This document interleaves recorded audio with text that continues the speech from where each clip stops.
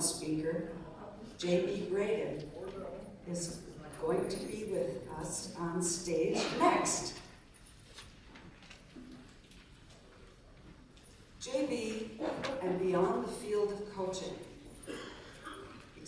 Beyond the Field Coaching. He's been an inspirational speaker for more than 16 years, giving audience members around the country inspiration, great awareness, and tools to help them grow to extraordinary heights. Over the past 10 years, he has worked with companies and organizations to help them develop better communication and create confident, empowered cultures, helping transform those cultures into a safe and caring environment where they can thrive and achieve. Please help me welcome J.B.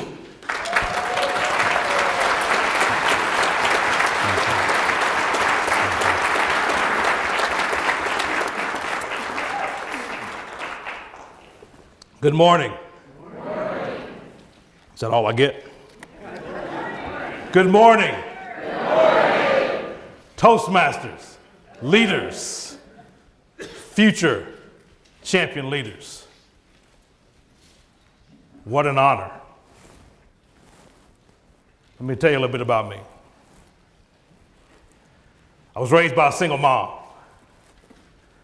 My mom was my champion, my hero.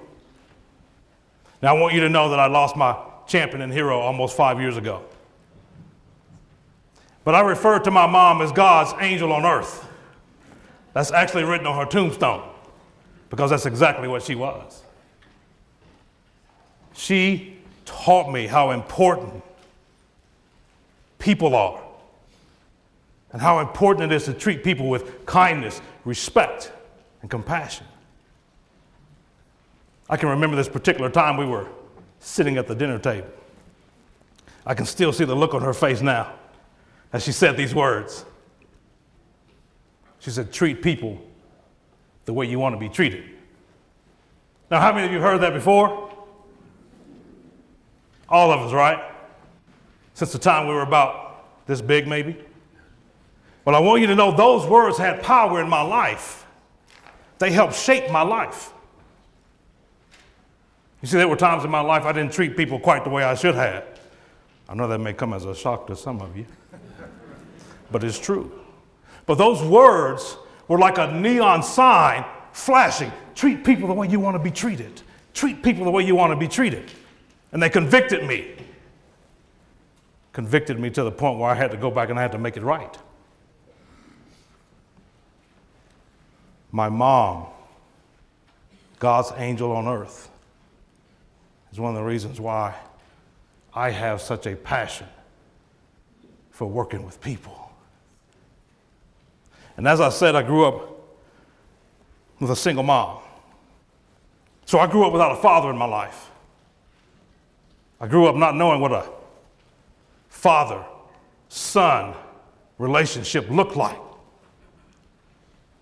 I didn't know what a husband-wife relationship looked like. I had to learn those things along the way.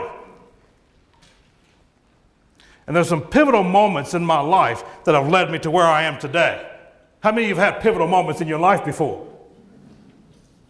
I should have asked that question the other way around just so I can see who raised their hand. Because we all have, right? It's those opportunities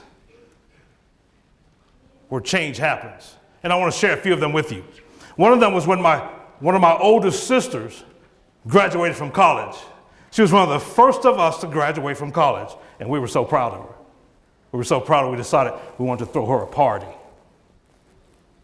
Now, she wanted to invite my father. Now, keep in mind, at that time, we hadn't seen him in over 10 years. I don't even think he knew she was in college. Well, he shows up to the party. He walks in, chest stuck out like he's a proud father, like he had something to do with this event. And I can remember sitting in the back, being angry. How dare he show up trying to take credit for something he had nothing to do with. I was angry. And I found myself being even more angry on behalf of my sisters. You see, they wanted that father-daughter relationship so bad, and he'd just throw them a crumb, and they'd accept it. I left there that day with a newfound anger I didn't know I had, and it stayed with me a while. There was this time I was sitting on my couch and I was holding my son when he was a baby, looking at his cute little face. And I'm thinking, wow, he doesn't have a grandfather. Not because he's dead, but because he chooses not to be a part of his life. And as I sat there and I held my son, looking at his cute little face, I made him a promise. A promise that I would always be a part of his life. He would always know how much I love him, care about him, and how proud I am of him. Now, my son's 25 years old. He lives in Nashville, Tennessee. But he knows exactly how much I love him, how much I care about him, and that I'm very proud of him. And we connect at least once a week. So I've kept my promise to my son. Over 25 years ago or so, I received this book from a mentor of mine called Think and Grow Rich. How many of you have ever heard that book? It's a good book, right? It's a great book written by Napoleon Hill based on 25 years of research of successful people. Well, one day I'm sitting and I'm reading this book, and I come across that chapter entitled The 31 Major Causes of Failure. First of all, I didn't know it was 31 causes of failure. Now, I knew it was 31 flavors of ice cream, but not 31 causes of failure. And so I'm going down this list, right? And I come across a few that I recognize. One of them was procrastination. Anybody want to admit to that? That's a cause of failure, right? Yeah, you'll do it later. See? That's an epidemic. The other one I came across was lack of self-discipline, lack of persistence, laziness, indecision. I'm going down this list. I'm checking off all of these. It's starting to get a little painful. And then I came across one that I'd never seen before. It said unfavorable environmental influences during childhood. I'm thinking, what does that mean? I'm walking around the house 2 or 3 days, unfavorable environmental influences during childhood. And one day it stopped me in my tracks. I knew exactly what it meant. You see, my father choosing not to be a part of my life is considered an unfavorable influence during my childhood. I said, wait a minute. You mean to tell me my father choosing not to be a part of my life would cause me to fail? I said, no way. I'm not giving him that kind of power over my life. So it was that day that I decided to do something about this anger that I had towards my father. I decided to call him up. So I called him up. I said, hey, I need to talk to you. Can you meet with me? So he decided to meet me at this restaurant. I walk into this restaurant. He's sitting at this booth. I was a little shocked. I wasn't expecting him to come to this meeting. He'd never shown up for anything else. But he sits there, and I sit across from him in this booth. And I said, I don't understand you. I don't understand how you can have kids and not want to be a part of their life. I don't understand how you can never pick up the phone and call and check on them. I don't understand how you can never come by, give us a hug and tell us how much you love us. I don't understand that. I said, I've been angry with you for a long time. But today I'm done being angry. I said, I forgive you. I said, you don't have to ask for forgiveness. I forgive you. I said, from now on, the ball's in your court. If you want to have a relationship with me, with my son, your grandson, that's right, you have a grandson. If you want to have a relationship with us, here's my number. You can call me. I said, but I want you to understand something. I'm not interested in a one-sided relationship where I do all the calling and you break all the promises. That's not a relationship. I said, but if you call, I'll be there. I got up from that booth and I walked out. And as I was walking out, it was like this big bag of bricks came up off my shoulder. In an instant, I felt free. Freer than I'd felt in a long time. You see, that day I took my power back. And it's because of that day that I'm able to stand here in front of you today and share my purpose and live my passion. You see, we all have a purpose in life. And whether you have found your purpose or not, whether you are living your passion or not, today I'm going to give you some things, some tools, so that you can create your best life. And specifically, I want you to walk away with how to lead with a purpose, passion, and compassion. How to create positive, productive, and compassionate cultures. And how to develop a champion's mindset that will lead to big wins in your life. In 1942, there was this young guy that was born in Louisville, Kentucky. When he was 12 years old, he went outside to ride his bike, only to find that his bike had been stolen. He was furious. Now, the police were called in to investigate. He was so mad, he looked at the policeman. He said, I'm going to beat up the person that stole my bike. Now, the policeman looked over at this little skinny kid. He said, well, if you're going to start challenging people, you should probably learn how to fight. And it just so happened that this policeman ran a boxing gym during his off time. So he invited this kid to come down and he'd teach him how to fight, teach him how to box. That's the day that changed that kid's life forever. A pivotal moment.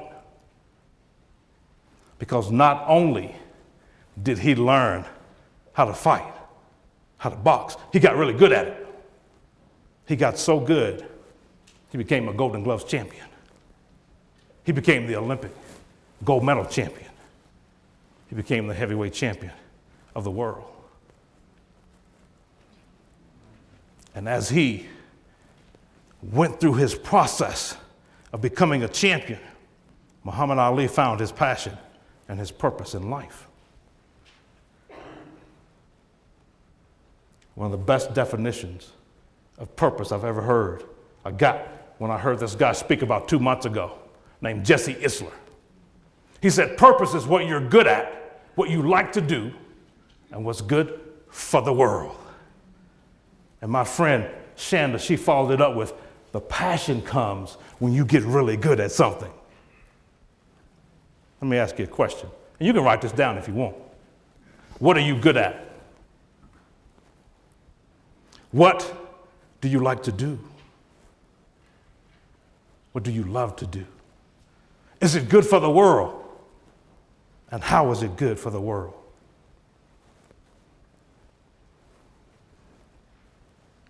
I want you to not just be a good leader. I want you to be a great leader. And not just a great leader. I want you to be what I call a champion leader.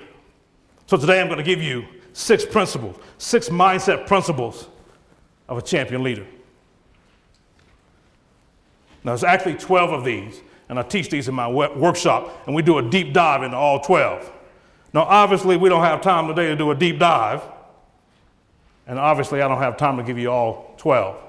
So if you want the other 6, you can email me at jb@beyondthefieldcoaching.com, and I'll send you those other 6 just type in the subject line, champion mindset principles.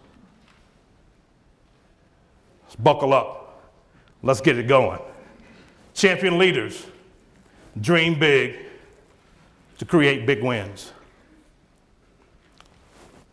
Visionary. As champion leaders, we envision where we want to go, what we want to accomplish. Thinking ahead on how we can create satisfying and exciting results for our team. See, a champion leader understands that innovative thinking is very important. We empower our team and encourage them to use creativity that will generate game-winning ideas to produce extraordinary results. Leroy Imes said, "A leader is one who sees more than others see, who sees farther than others see, and who sees before others do." Champion leaders, you must clearly specify what you want to achieve. Have a well-defined mission, and that mission provides purpose and motivation for everything you do. You see, a great leader understands that people want to feel and know that they're a part of something bigger than themselves. And that's why they get very skilled at casting vision for the mission, clearly stating exactly where they're going and giving their team members an opportunity and allowing them to feel that sense of purpose. Champion leaders are very, very passionate about what we do. That passion drives the mission.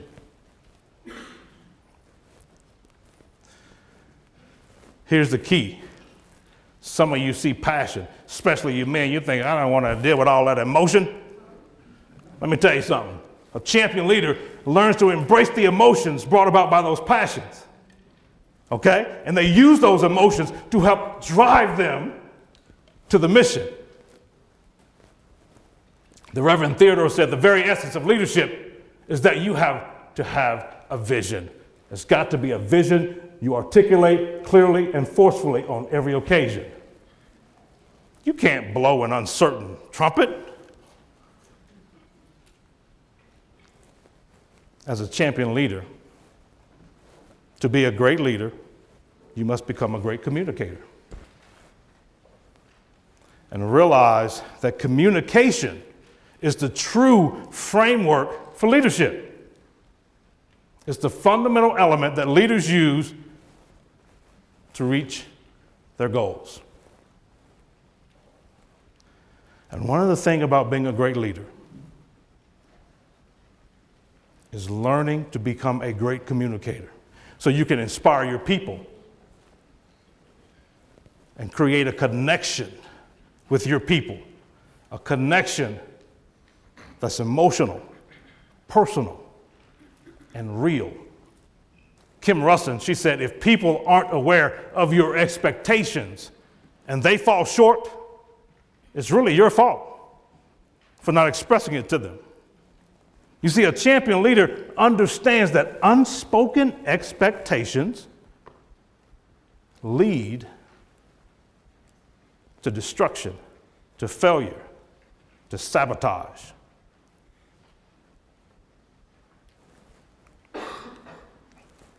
As a leader, it's real easy to be positive when things are going well. But a great leader learns to stay positive when things are going wrong. And we know that can happen a lot, right? We all have the power to choose how we think and how we feel. And that ultimately determines how we accomplish in what we accomplish. As a great leader, as a champion leader, learn to train your mind to think positive thoughts, not negative thoughts. Here's the other thing. Understanding that as leaders, our actions, attitudes, and behaviors set the tone for our entire team. How we think, what we say, they go hand in hand. You see, when Muhammad Ali was working very hard to become a champion, he trained his body physically. He trained his mind mentally. And he developed what I consider to be the best self-talk ever. I said, last night I had a dream. When I got to Africa, I had one hell of a rumble. I had to beat Tarzan's behind first for claiming to be the king in the jungle.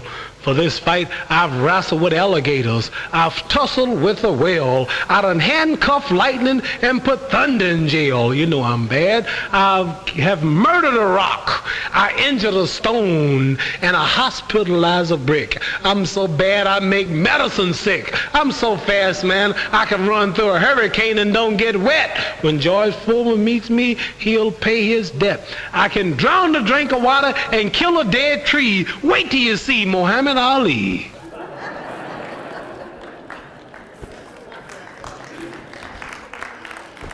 Now, see, some of you see that and you say, man, he's braggadocious, he's boasting. I see that, and I say, man, that's some powerful self-talk. You see, that was his positive self-talk. He just chose to share it with the entire world. Now, I don't expect any of you to go find a camera and do what he did. But I'm absolutely okay with every single one of you standing in front of your mirror every morning and saying these words. I float like a butterfly. I sting like a bee. Today's the day they gonna wish they were me. You see, the great Zig Ziglar, he said, positive thinking will let you do everything better than negative thinking will. Champion leaders understand what they can and can't control. They embrace those things they can control, and they learn to accept. We must accept and work around the things we can't control. Learning what we control has been a very important part of my life. And to be a great leader, this skill must be mastered, not only by you, but by everyone on your team. You see, when I left that restaurant that day from talking to my father, I'm in my car and I'm driving down the highway, feeling freer than I'd felt in a long time. And I remember something one of my mentors told me. He said, control the things that you can control. You see, I can't control the fact that my father chose not to be a part of my life. But I can control how I allow it to make me feel. I can control the fact that I'm not going to allow his decision to keep me from being successful in my life. I can control that. Now, I want you to know, to this day, he's never called. And I'm okay with that. Because it's his loss. He's the one that missed out on watching his kids grow up, start families. He's the one that missed out on developing a relationship with his grandkids. So it's his loss, not mine. And I can remember something that my mom told me one time. She said, I encouraged him to build a relationship with his kids, because I told him one day if he doesn't, he's going to regret it. Now, I don't know if he regrets it or not. That's not the point. The point is that I learned to control the things that I can control, and it's been a game changer in my life. It can be a game changer in your life. The only person alive on this planet that can stop you from succeeding is you. Last but not least, and one of my favorites, champions don't work alone. You see, as champions, we understand the power of a strong support system, right? Surround ourselves with people who can inspire, teach, and encourage us. We align ourselves with coaches and mentors for support, encouragement, and accountability. Because, see, a true leader understands that accountability builds trust and respect with your team members. That is such a key and a point that so many people miss. And I want to encourage you to make sure that you have a strong support system. Because here's the thing, if you want to become a great leader, understand this. Seeking the advice of someone with more experience or different perspective is not a sign of weakness. It's actually necessary for you to become a true champion leader. I have a lot of favorite quotes. And if you go to my website, you'll see a lot of them. But one of my favorites, the one in the middle, it said the success of teamwork coming together is a beginning. Keeping together is progress. And working together is success. That was by the great Henry Ford. I know you know who he is, right? Henry Ford? Excellent. Raise your hand if you've ever played a sport, if you ever coached a sport. Any type of sport, little league, middle, okay, excellent. Raise your hand if you've ever been a leader or you may be now, leader of a company, organization, association, anything like that, okay? Raise your hand if you're a parent, whether you kick your kids out of the house or not. And you empty nesters know what I'm talking about. I want you to give yourselves a round of applause. Come on, give yourselves a round of applause.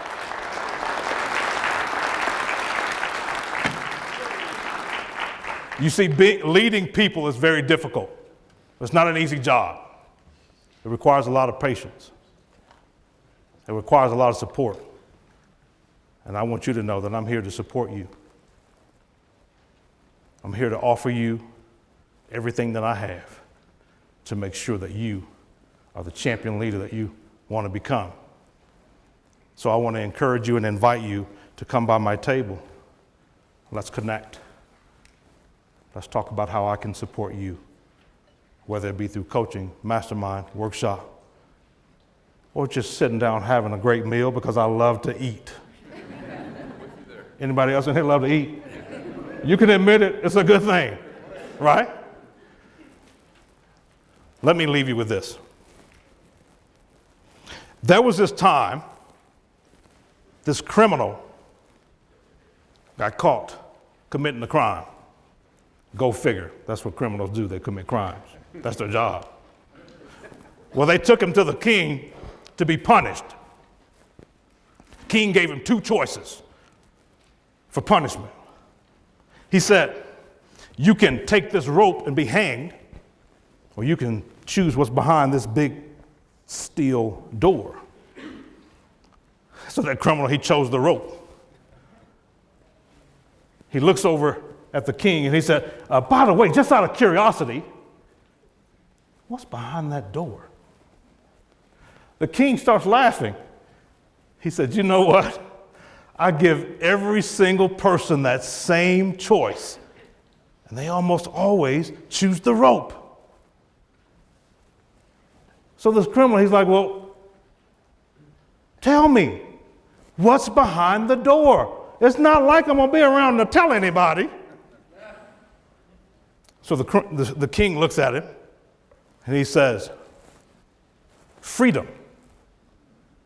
It's very interesting to me how people are so afraid of the unknown that they always choose the rope. Toastmasters, leaders, future champion leaders.